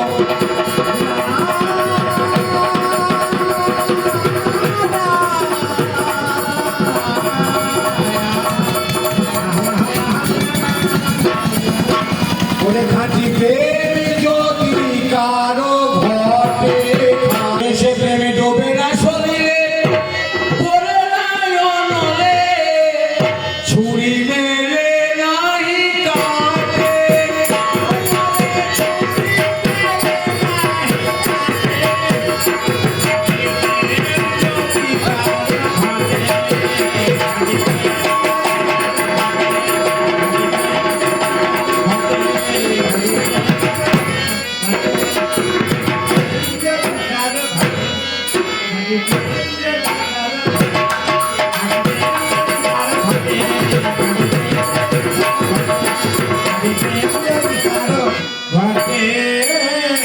ওরে শুদ্ধ প্রেমের পরশ লাগে যদি গাই, থাকে না গো তারার সমাজ নীতির ভয়। শুদ্ধ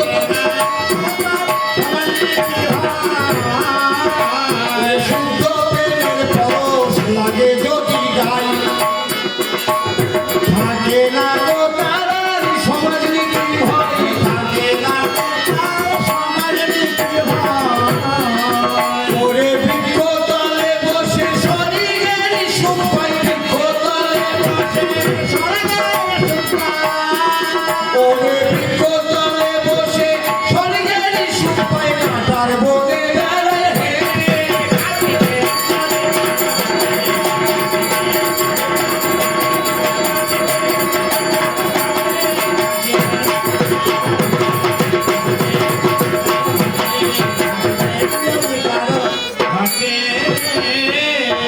বলেছি রজকিনীর প্রেমে দ্বিজ চণ্ডীদাস, রজকিনীর প্রেমে দ্বিজ চণ্ডীদাস, পঞ্চবাণের সাধনে করিলেন প্রকাশ, পঞ্চবাণের সাধনে করিলেন প্রকাশ।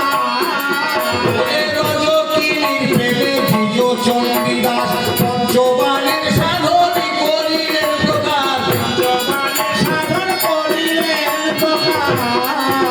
ওরে বাসুলির কৃপায় হয়ে নিত্যের দাস, বাসুলির কৃপায় হয়ে নিত্যের দাস। ওরে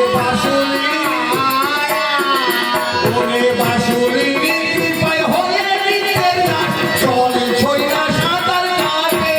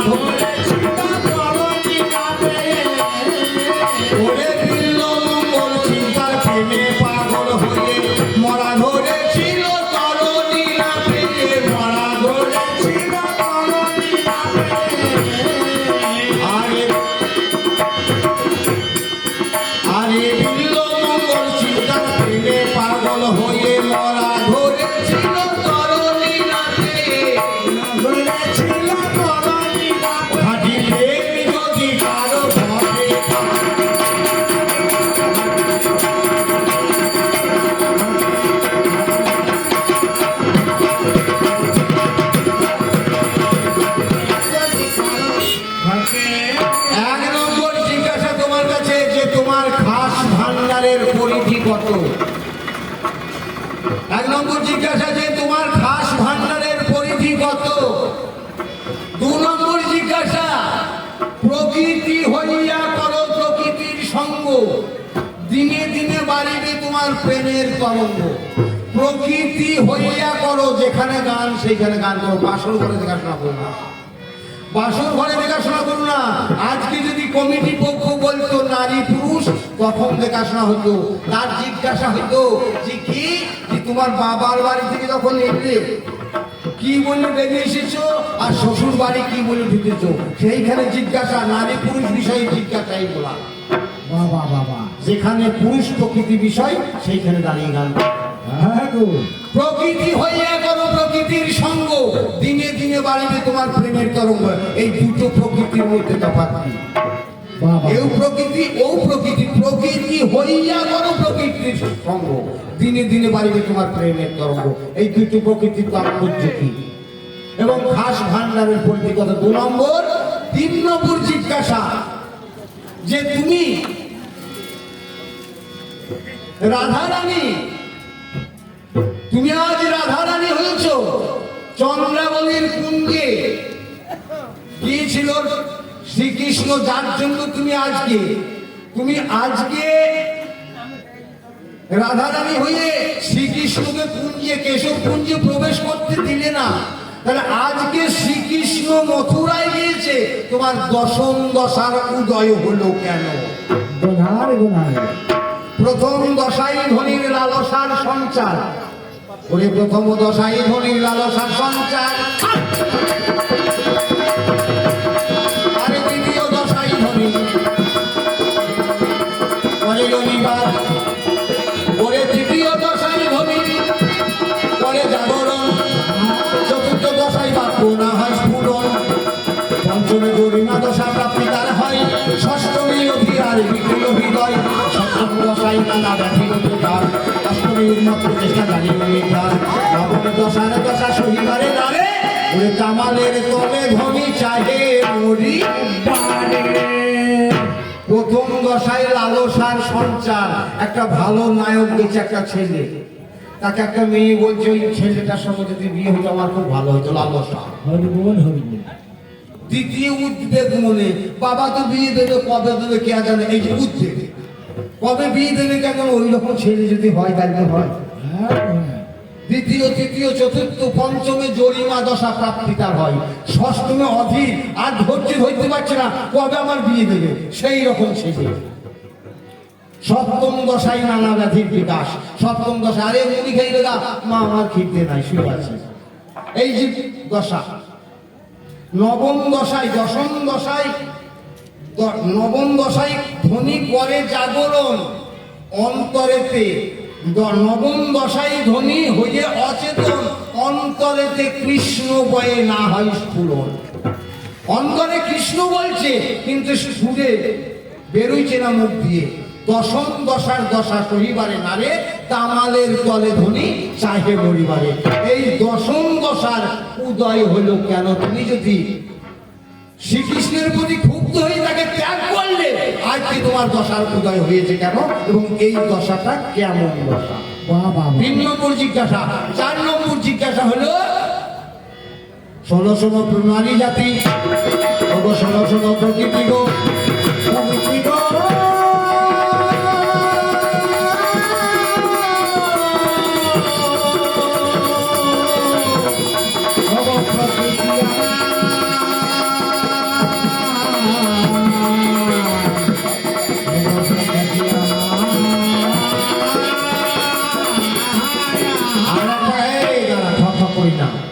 করি না, একটা তো খেয়াল নাই যে কি বলেছে। শিবের বুকে পা দিয়েছে, বলে তোমার বুকে যদি পা দিয়ে টুটিতে পা দিতে ভর্তি গিয়ে দিতে। আচ্ছা, আপনাদের এখানে শিবরাত্রি নিশ্চয় হয়? হ্যাঁ গো, তাই তো। তাহলে শিবরাত্রির দিনে কোনো না গো, সব নারী আজ সঙ্গে মিলে শিব নারীর শিবলিঙ্গে জল ঢালে, বলে যেন তোমার মতো বর পায়। তারপরে শিবলিঙ্গে জল ঢালে নারী জাতি, কোনো পুরুষ হালে না। আচ্ছা, শিবলিঙ্গে তোর গলায় যে আমার গলায় যে তুই পা দিস, তা তোর জিভটা বেরোলো কেন? হ্যাঁ গো, বাবা বাবা। তোর চিন্তা আমি স্থির হয়ে শুয়েছিলাম তাই তোর মান পূজার নোংরা হয়ে ল্যাংটা হয়ে ঘুরি বেড়াচ্ছিস তোর লজ্জা লাগে না তোর ওই লজ্জা লজ্জা নারীর ভূষণ হচ্ছে স্বামী তাই তোর ওই ভূষণ ঢাকতে আজ আমি চিত হয়ে শুয়েছিলাম যখন অসুরকে নিধন করি যখন তোর মাথা খারাপ হয়ে যায় তখন কেউ শান্ত করতে পারে নাই আমি রাস্তায় শুয়েছিলাম যখন আমাকে দেখলো আমার বুকে যখন পা দিল তখন তার দেহটা শান্ত হলো তাই আজকে নারী জাতিকে পার করার মূল্য হচ্ছে পুরুষ সেখানেও বলেছিল কালীকে পার আজকে ওই ত্রিভুবনে জগতে এই ত্রিভুবনে নারীকে পার করছে পুরুষ কোন নারীকে পদ্মাবতীকে পার করেছে পুরুষ চণ্ডীদাসকে পার করেছে রানীকে পার করেছে পুরুষ আজকে যত যত নারী আছে সবাইকে পার করেছে তারা প্রতি সেবা করে জগৎপতিকে পেয়েছে হরিবল হরিবল প্রতি সেবা করে তারা জগৎপতিকে পেয়েছে বেহুলা লক্ষিন্দরকে স্বর্গে নিয়ে গিয়ে পেয়েছে লক্ষিন্দর যদি না মৃত্যু বেহুলা যেতেও না সে পেতেও না হ্যাঁ গো তাহলে বর্তমানে দেখা গেল কি নারী পুরুষের দ্বারাই নারীরা স্বর্গলাভ করে এবং ভগবান দর্শন হয় তবে শোনো শোনো নারী জাতি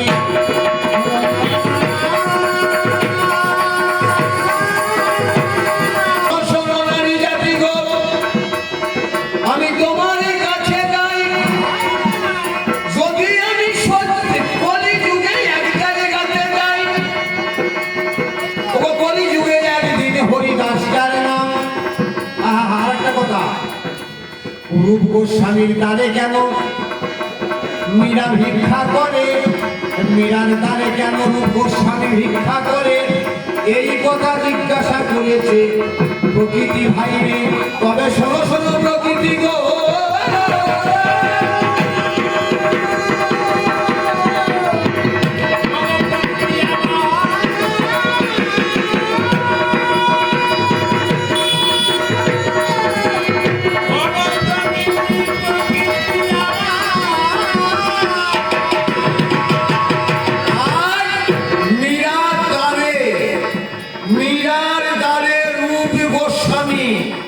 রূপ রস রতি মাটি চার চাঁদে হয় দেহ খাঁটি তাহলে সেই রূপ বেশি চাইছে মীরার দ্বারে কোন রূপ 33 দিনে 3 দিন নাই 3 দিন বাদ যেদিন হয় সেই দিন চাঁদ হয় গো সেই দিন হয় চাঁদ গৌরের উদয় সেদিন চাঁদ ধরতে হয় না আপনি এসে পরে ধরায়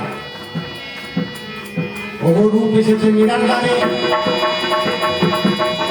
ও রূপ এসেছে মীরার দ্বারে গো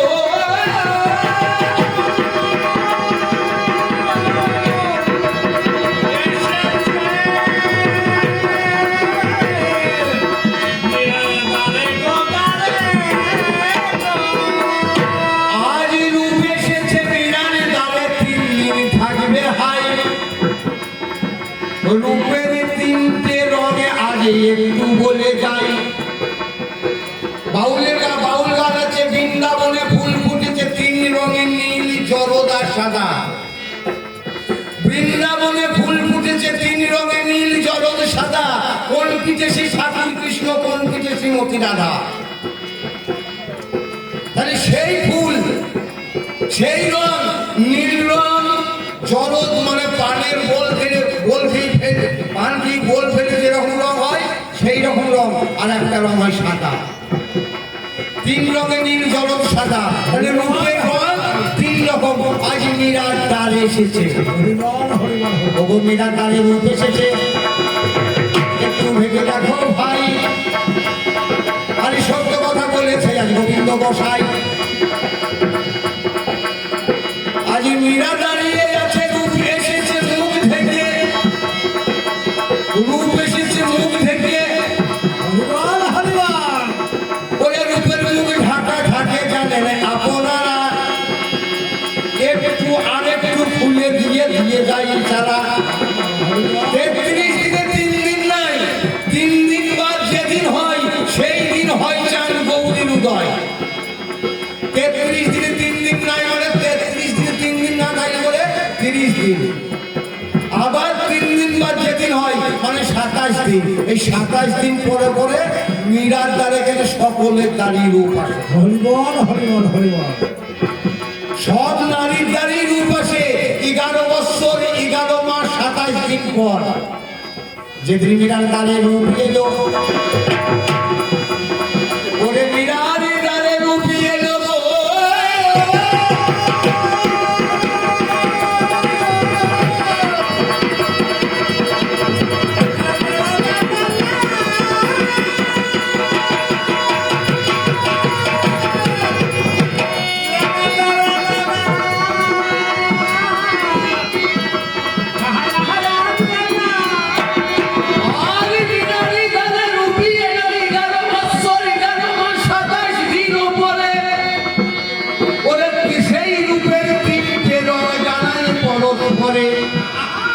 ওরে গোবিন্দ সেবা দিতে গেলে রূপের দরকার হয়, গুরু সেবা দিতে গেলে রূপের দরকার হয়। একটু আস্তে আস্তে শোনো প্রকৃতি আজকে সমুদয়। ওরে ব্রহ্মা বিষ্ণু শিবের আগে গুরু কৃষ্ণের সেবাই লাগে, সেই দিন হয় গুরু সেবা। আর সব বাহ্য লোভিকামী করে যত সম্মতের কার্য, তাই রূপ এসেছে গুরু সেবার জন্য। মীরার দ্বারে হাই ও ভিক্ষক দেহি মাতে মাতো বলে দ্বারে দেদার। ওই সে ভিক্ষা, এই ভিক্ষা নয় প্রকৃতি।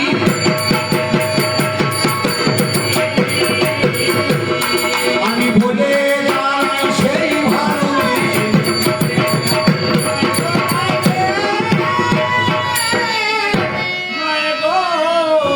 তাহলে আজ মীরার দ্বারে রূপ এসেছে গোবিন্দ সেবার জন্য, ভিক্ষা করতে। তাহলে রূপটাকে ভাঙা হলো, ভেঙে দিলাম।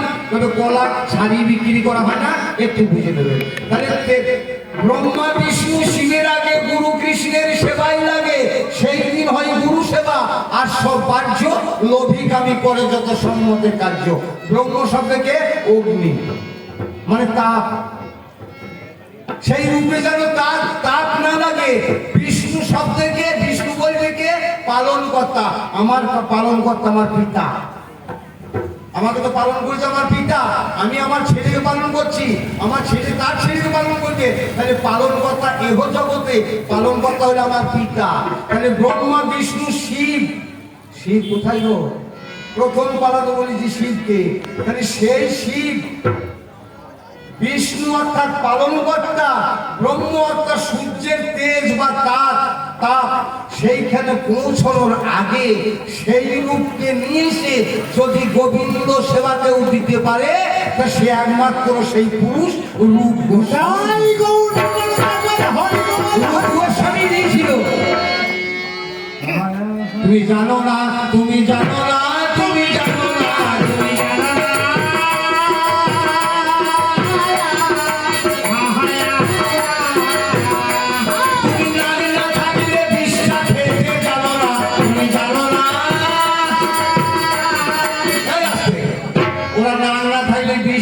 পায়খানা খেত। নাক না থাকলে মা তোর দেখিনি বলে নাই, মা আমার এই প্রকৃতিটাকে বলছে। মেয়ে মানুষের নাক না থাকলে করে পায়খানা খেত। তার কারণ একটা মেয়ে মানুষ পুরুষকে বোকা ভাবে, পুরুষকে বোকা ভাবে। একদিন একটা মেয়ে মানুষ একটা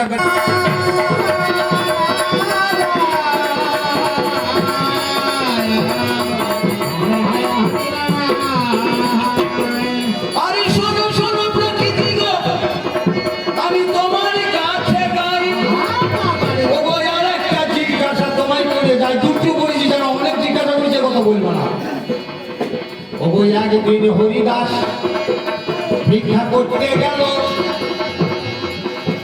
মাধবীর কাছে ভিক্ষা নিয়ে এসে মহাপ্রভুকে দিল। মানে ভিক্ষা চাইলো না মহাপ্রভু, হরিদাস মাধবীকে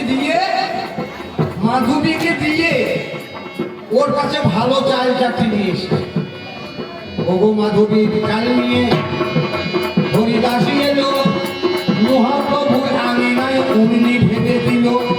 অমনি সেদিন মহাপ্রভু কি করিল হাই, ওরে হরিদাস তোকে আমি বর্জন করলাম। সেদিন বর্জন করে মাধবীর কাছে চাল নেওয়াতে হরিদাসকে বর্জন করলো। কেন করলো?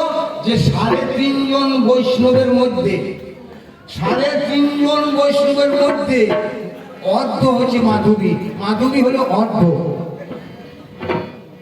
এই বিশ্ব ব্রহ্মাণ্ডে 3.5 জন বৈষ্ণব, শিখি মাইতি, স্বরূপ দামোদর, রামানন্দ, আর অর্ধ হচ্ছে মাধবী। তুমি অর্ধ হলে কেন? তোমার কাছে আমি জিজ্ঞাসা করলাম যে তুমি অর্ধ হলে কেন? তুমি তো প্রকৃতি, তুমি তো প্রকৃতি, তুমি অর্ধ কেন? 3.5 জনের মধ্যে তুমি অর্ধ বৈষ্ণব কেন? এই 3টে জিজ্ঞাসা করবো। শোনো শোনো প্রকৃতি গো, তোমার কাছে গাই গো,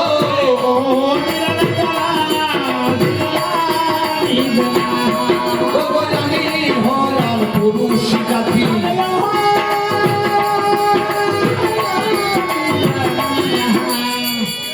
তুমি পরের গান নাই যেন কেন্দ্র না, জগতের গান আজ নাই।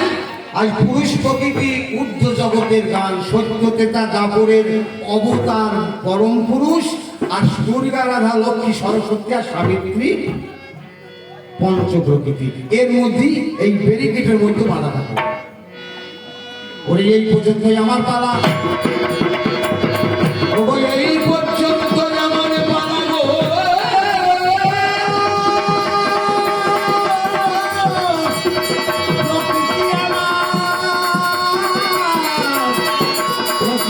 কৃষ্ণ নামের এত গুণ, আমার পালা আমি ক্ষান্ত রেখে যাই।